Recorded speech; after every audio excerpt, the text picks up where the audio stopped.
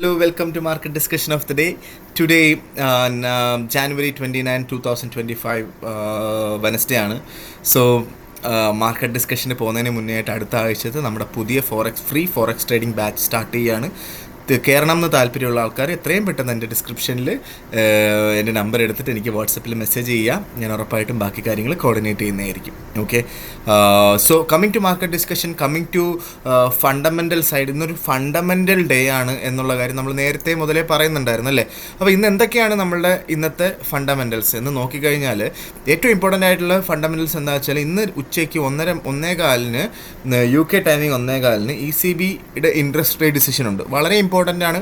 യൂറോയിൽ മാത്രം ട്രേഡ് ചെയ്യുന്ന ആൾക്കാർ ആ സമയത്തൊന്നും മാറി നിൽക്കുക, അതിന് മുന്നേ ആയിട്ട് മാറി നിൽക്കുക എന്നുള്ളതാണ് ഏറ്റവും ഇമ്പോർട്ടൻ്റ് ആയിട്ടുള്ള കാര്യം. അത് മാത്രമല്ല, അതിനുശേഷം ബാങ്ക് ഓഫ് ഇംഗ്ലണ്ട് ഗവർണർ ബെയ്ലിയുടെ സ്പീച്ച് ഉണ്ട്. അത് ഉറപ്പായിട്ടും നമ്മുടെ ബ്രിട്ടീഷ് പൗണ്ടിനെ ഉറപ്പായിട്ടും അത് അഫക്റ്റ് ചെയ്യും.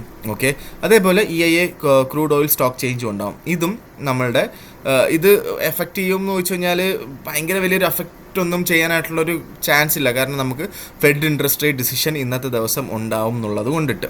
ഓക്കെ, ഈ ഒരു ഫെഡ് ഇൻട്രസ്റ്റ് റേറ്റ് ഡിസിഷൻ എല്ലാത്തിനെയും എഫക്റ്റ് ചെയ്യും. ഇപ്പം ഏതൊരു ആയിക്കോട്ടെ, JPY ആയിക്കോട്ടെ, ഗോൾഡ് ആയിക്കോട്ടെ, GBP ആയിക്കോട്ടെ, അല്ലെങ്കിൽ യൂറോ ആയിക്കോട്ടെ, എല്ലാത്തിനെയും എഫക്റ്റ് ചെയ്യുന്നൊരു സംഭവമാണ് ഈ ഫെഡ് ഇൻട്രസ്റ്റ് റേറ്റ്. അപ്പോൾ UK ടൈമിംഗ് 7 മണിക്കാണ് ഈ ഫെഡ് ഇൻട്രസ്റ്റ് റേറ്റ് വരുന്നത്.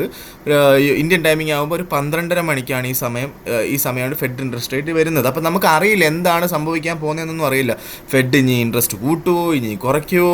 ഇതിനകത്തുള്ളൊരു പ്രശ്നം എന്താ വെച്ചാൽ നമ്മൾ നേരത്തെ മുതലേ ഡിസ്കസ് ചെയ്യുന്നൊരു കാര്യമാണ്. ഡൊണാൾഡ് ട്രംപും ഫെഡ് ചെയർമാനുമായിട്ടുള്ളൊരു തർക്കം നടക്കുന്നുണ്ട്. അപ്പം അതിനെ സംബന്ധിച്ച് എന്തെങ്കിലുമൊക്കെ സംഭവിക്കുമോ എന്നുള്ള കാര്യങ്ങളൊന്നും നമുക്കറിയില്ല. ബെറ്റർ എന്താണെന്ന് വെച്ച് കഴിഞ്ഞാൽ നമ്മൾ ഇന്നത്തെ ദിവസം ഒരു ഇന്ത്യൻ ടൈമിംഗ് ഒരു 4 മണിക്കും അല്ലെങ്കിൽ UK ടൈമിംഗ് ഒരു ഉച്ചയ്ക്ക് ഒരു 12 മണിക്കൊക്കെ മുന്നേ ആയിട്ട് മാർക്കറ്റിൽ നിന്ന് മാറി നിൽക്കുന്നതായിരിക്കും ഏറ്റവും ബെറ്റർ ആയിട്ടുള്ളൊരു കാര്യം.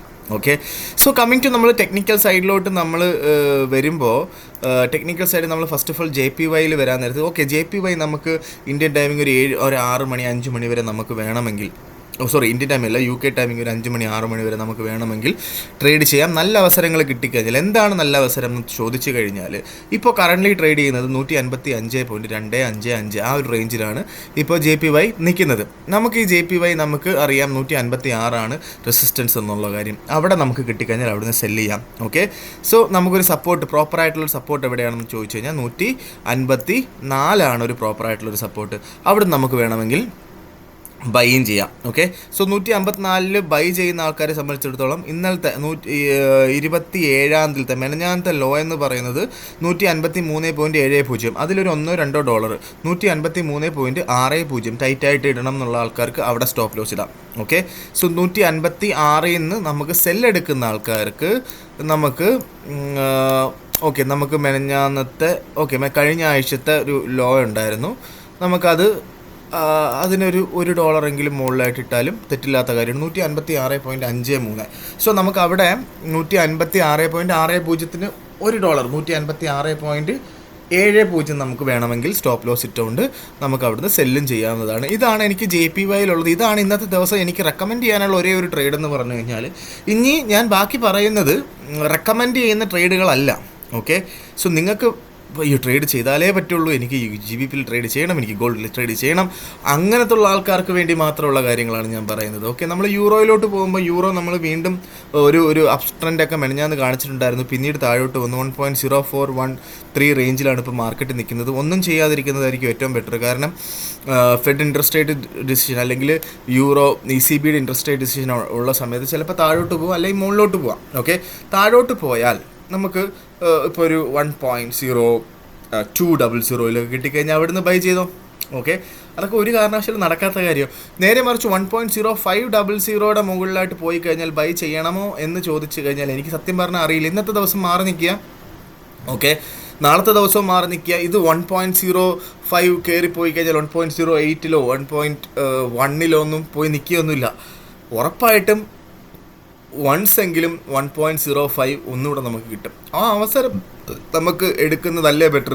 അല്ലാതെ ഈ റിസ്കി ആയിട്ടുള്ള ഒരു ദിവസം നമ്മൾ ട്രേഡ് ചെയ്ത് വെറുതെ എന്തിനാണ് നമ്മുടെ ക്യാപിറ്റൽ നമ്മൾ കളയുന്നത് അല്ലേ. സോ യൂറോയിൽ ഇന്ന് തൽക്കാലത്തേക്ക് വെയിറ്റ് ചെയ്യുക.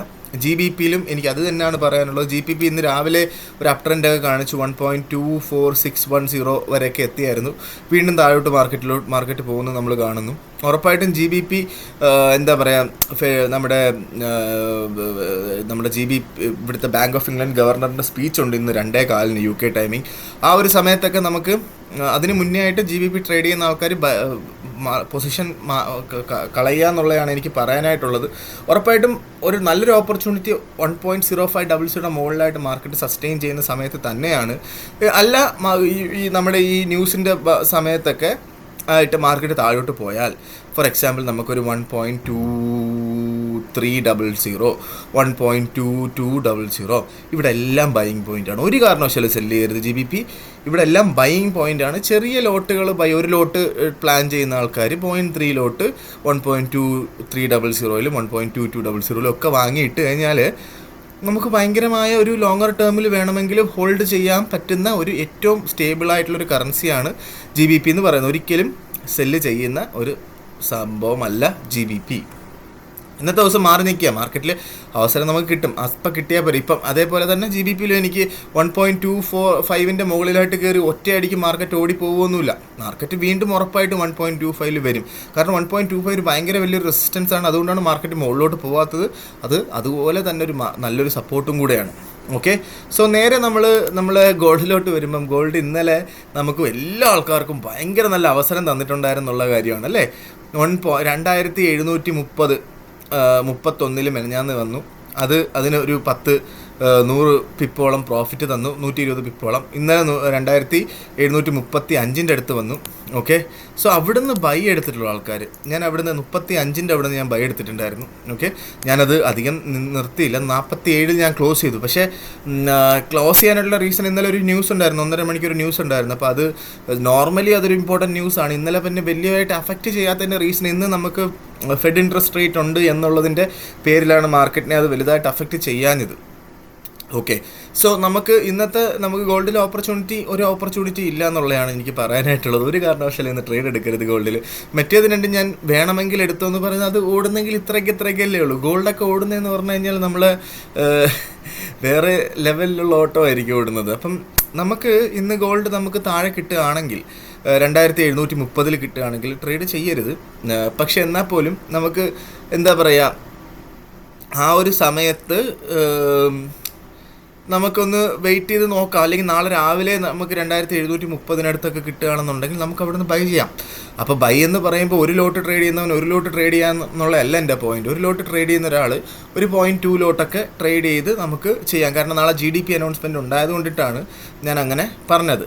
ഓക്കെ, സോ നമുക്ക് അവസരം മിസ്സാക്കണ്ട എന്നുള്ളത്. ഓക്കെ, സപ്പോസ് നമുക്ക് നാളെ 2680, 2700 റേഞ്ചിലൊക്കെ കിട്ടുകയാണെങ്കിൽ ധൈര്യമായിട്ട് ബൈ ചെയ്തോ.